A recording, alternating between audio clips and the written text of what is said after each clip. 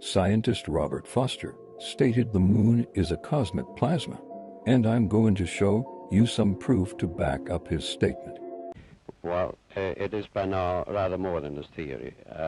10 or 11 years ago, I stated to various scientists that the moon is not a piece of rock, but it is a plasma phenomenon, a cosmic plasma, and that this fact will eventually be confirmed. I made certain predictions which were already confirmed in 1958, and the situation now is coming close to a complete confirmation.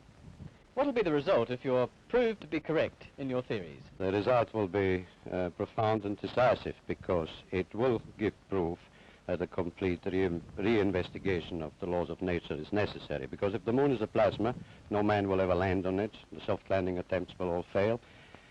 That means that the mass of the moon is less, far less, than is currently assumed.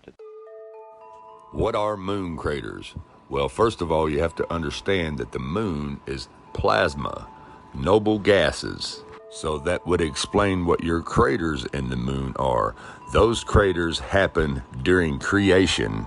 When God made the moon is when those craters appeared. That's why it's always been the same craters on the moon since the invention of the telescope. There's not one new crater up there. All these years, it's all the same craters because they were all formed during the creation of the moon. And the craters are a result of gas entrapment, which means when the moon was being created, the gas entrapment bubbles would burst and cause a crater after they burst. Now, for example, you see this crater here?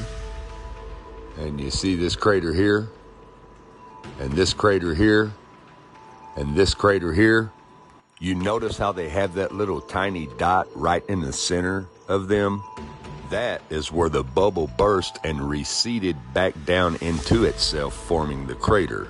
Now, for example, check out this picture of gas entrapment bubbles in epoxy. Now, notice this gas bubble here has that identical little dot in it. And this gas bubble here has the same little dot in it. Not every single one of them do, but several of them do.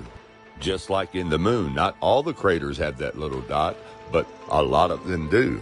Now let's compare the gas bubble craters in the epoxy with the gas bubble craters in the moon.